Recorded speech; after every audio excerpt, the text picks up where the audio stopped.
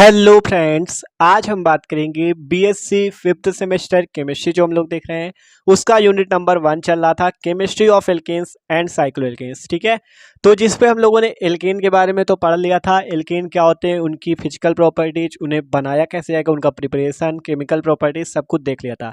आज की वीडियो पे हम लोग शुरू करने वाले साइक्लो एल्केन्स के बारे में। साइक्लो एल्केन्स क्या होते हैं, इनका जनरल फॉर्मूला, इनका नेम कैसे लिखा जाएगा और इसके बारे में पूरी इसकी थ्योरी और सब कुछ देखेंगे। ठीक है, तो यार भाई प्लीज वीडियो को शुरू से लेकर आखिरी तक जरूर देखना है, क्योंकि आपका टॉपिक इंपॉर्टेंट है, क्योंकि चैप्टर पे एल्केन्स और साइक्लो एल्केन्स के बारे में पढ़ना है।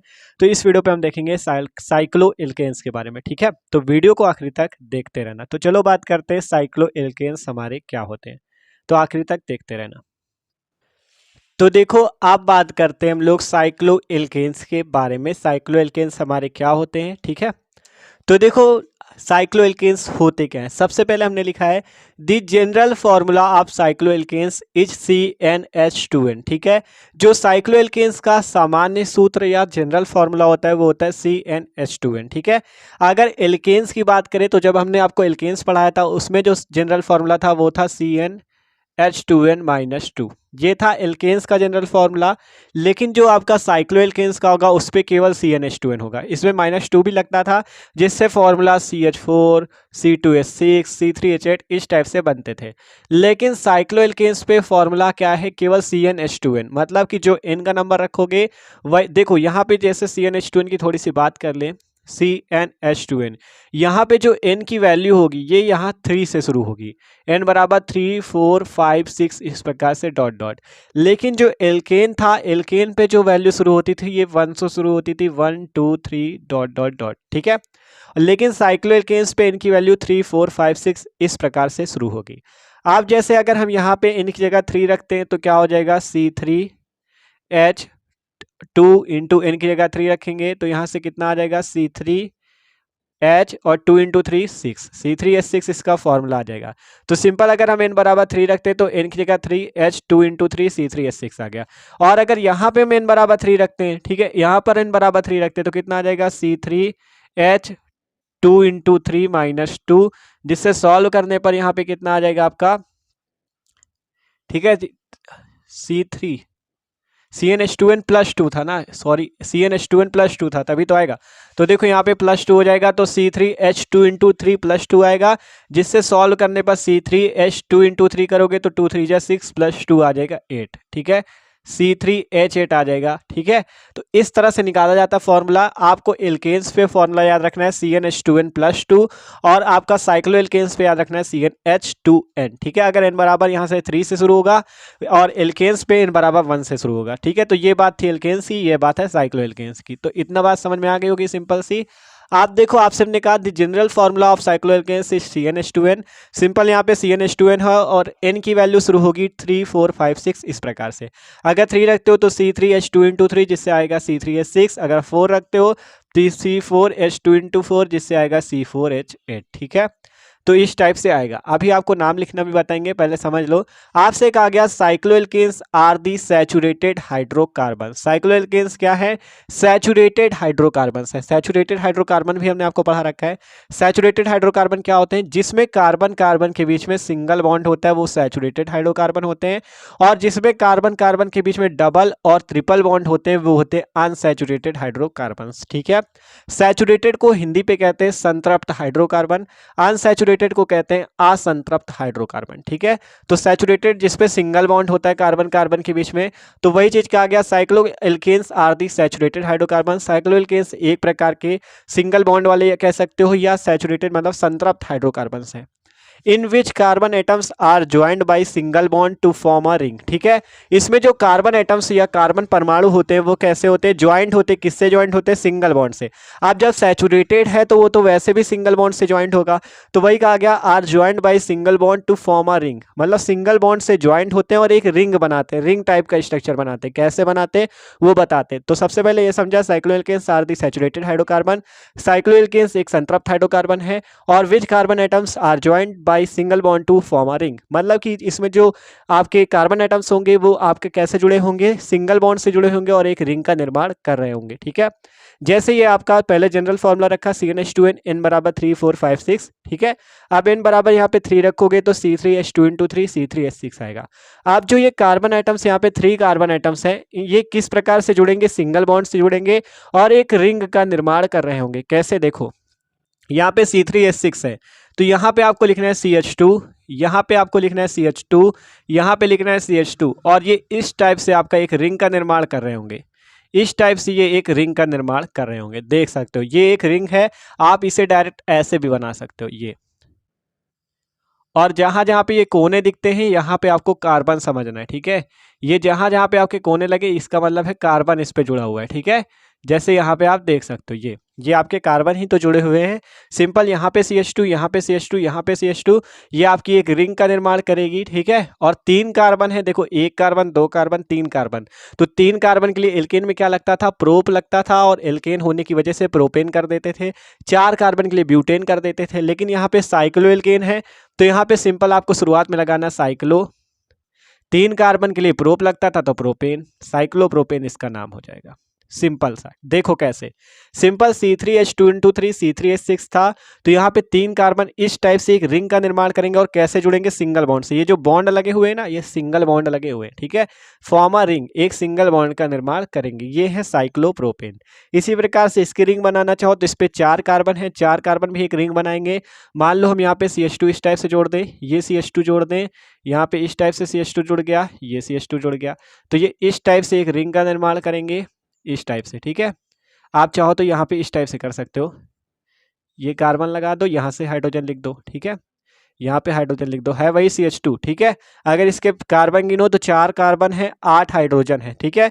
तो इसका नाम क्या हो जाएगा, 4 कार्बन होने की वजह से साइक्लोब्यूटेन, साइक्लोब्यूटेन, ठीक है। और अगर इसे भी लिखना चाहो आगे तो इस टाइप से बस आपको एक स्क्वायर बना देना, ये साइक्लोब्यूटेन हो जाएगा। कार्बन अगर देखना चाहो, एक कार्बन यहाँ लगा हुआ है, एक यहाँ लगा हुआ है, एक यहाँ लगा हुआ है, एक यहाँ लगा हुआ है, ठीक है। तो इस तरह से आपको समझना होगा। आपको यहाँ पे जैसे दर्शाया ना जाए, डायरेक्ट इस टाइप से दे दिया जाए तो आप जान जाओ ये साइक्लोब्यूटेन है। इस टाइप से आपको ट्राइंगल दे दिया जाए तो आप जान जाओ ये साइक्लोप्रोपेन है, ठीक है। मतलब जहाँ जहाँ पे कोने आपको दिख रहे हैं यहाँ पे आपके कार्बन एटम्स जुड़े होते हैं, ठीक है। तो इतनी बात समझ में आई। अभी और एग्जांपल देंगे तो ये चीजें हमें समझ में आई। The general formula of cycloalkanes is CnH2n, ठीक है। CnH2n हुआ, n की वैल्यू 3 4 5 6 होगी, अगर 3 रखते हो तो C3H6। और ये किस टाइप से बनेगा, cycloalkanes are the saturated hydrocarbon in which carbon atoms are joined by single bond to form a ring.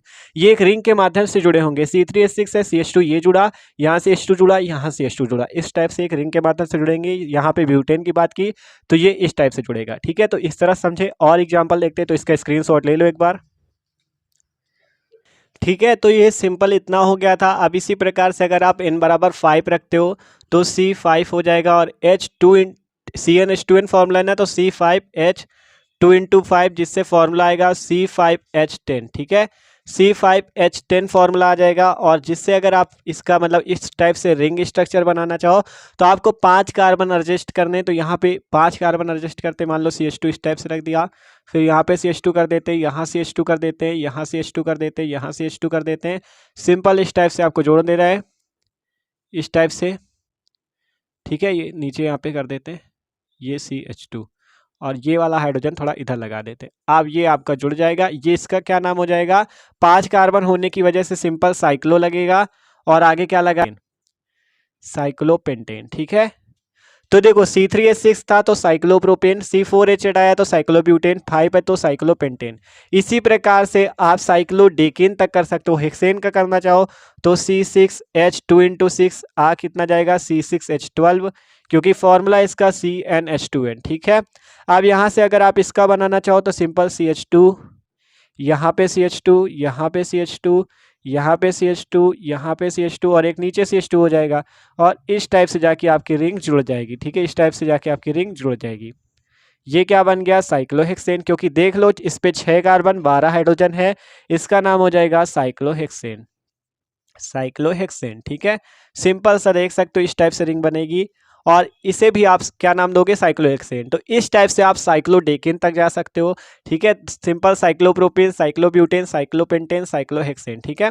तो सिंपल सा बन गया। इसी प्रकार से आप ऑक्टेन का भी कर सकते हो, ठीक है। तो आगे भी कर सकते हो, आप हेप्टेन का बना सकते हो। तो ये इसके थोड़े हो गए, और भी देखो देखते हैं, तो इसका भी स्क्रीनशॉट ले लो। अब आगे थोड़ा समझ लेते हैं, एक दो एग्जाम्पल और आप देखो थोड़ा बहुत, और एक दो एग्जाम्पल देख ले। अगर आपको इनके नाम लिखने हो तो आप कैसे लिखोगे, ठीक है।